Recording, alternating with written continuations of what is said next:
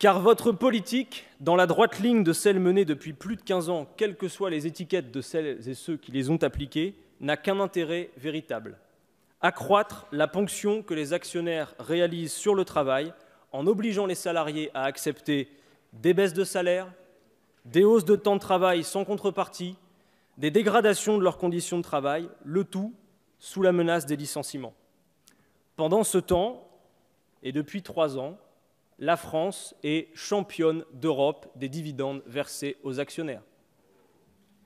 35 milliards ont ainsi été distribués par les grandes entreprises au deuxième trimestre 2016, soit une hausse de 11% en un an. À cause de cette politique, les salariés souffrent davantage au travail et disposent de moins de temps libre.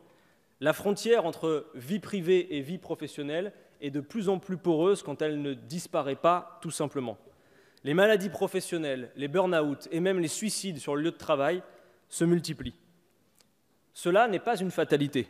Cela résulte d'un choix stratégique de gouvernements comme le vôtre qui mettent au cœur de leur projet l'intérêt des actionnaires et des plus riches au détriment des conditions de travail des salariés.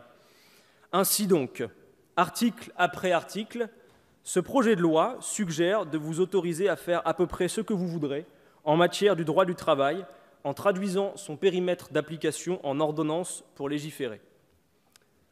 Votre exposé des motifs est à l'image de votre mouvement, un pavé de bonnes intentions et un puissant anesthésiant pour mieux réaliser vos opérations d'une dureté inégalée.